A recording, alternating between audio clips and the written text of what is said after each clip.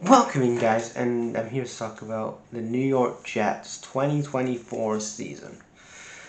The Aaron Rodgers trade. Again, how was people going to expect this trade was actually? How was the Jets front office? How was they really going to expect that this trade was going to really go down?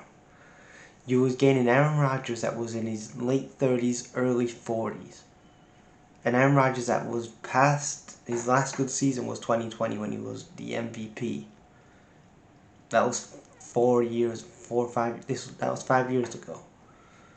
Now you're getting an Aaron Rodgers that's not committed to the team. He's not going. He's not training. He's not really. He's not giving a fuck about the Jets. Let's just put it that way. He's not putting it. He doesn't care about the Jets. He's going on Pat McAfee. He's going on Tucker Carlson and talking about conspiracies and on Joe Rogan and all this other stuff. And he doesn't care about going to training or being committed to being the guy in New York, New Jersey. So they start off the season again. Aaron Rodgers didn't have a bad season. I'll talk about that they started with a 1-3 record, but Aaron Rodgers 1-3 record. Ultimately, Robert Saleh got fired, which was again Robert Saleh, Aaron Rodgers clashed heads because again it was looking like Rodgers was really controlling this team, and Robert Saleh lost the locker room, and especially Rodgers didn't care for him, didn't care for Saleh. Saleh got fired. Jeff Ulbrich came. Jeff Ulbrich was the interim head coach for the rest of the year, and then they fired Joe Douglas. Joe Douglas gets his ass fucking fired. They fired his ass. They fired him, and there's this story like, oh, I saw the Jets owner was flying on a private jet to meet him. He's like, oh yeah, I'm gonna get fired. That's like the most fucking funniest thing you can see of the Jets. But yeah, Joe Douglas got fired, and rightfully so. He sanctioned this fucking Aaron Rodgers deal, and he constructed this fucking shit team. So, Joe Douglas got fired, Rob Saleh got fired. Like I said, Jeff Uberth came in for the rest of the year, and you look at the passing yards. They were 16th in passing yards, 16th in passing yards. Points for, they was 24th out of 32. Points against them, they was 20th again. Not really good numbers. They was 31st out of 32nd. They was butt last in rushing yards. Really just bottom of the barrel. But Aaron Rodgers, his season, he had 3,849 passing yards. Even though they didn't have a good year for passing, he still put up some decent numbers. Put over 3,000 for passing yards. Not bad for Rodgers. Then Bryce Hall, again, you're looking at Breece Hall, and Breece Hall's only putting up 876 rushing yards. Not the best. Again, that's something you need to work on. The running back position as well. Something to help Breece Hall because he's only putting up 876 rushing yards. You had Garrett Wilson, who had over 1,000 receiving yards. So he didn't have a bad season, but the needs that they need, they have a first round pick early on, so they need to address the quarterback position. We've been here before the Jets where they've had Zach Wilson, Geno Smith, Sam Darnold. They've had the quarterbacks in the past, where they've been in this position. They're 5-12. They're 5-12 again. If you're gonna tank and get with the program, then fucking start winning these fucking meaningless games. Like you beat Jacksonville and some other scrub teams. It's like, again, the name of the game is to find yourself a fucking quarterback that's going to take this team to the next level. And you just want to win meaningless games, go 5-12 in the AFC East. And like I said, they have a first round pick, 7th overall, and then they have a second round pick, third round pick,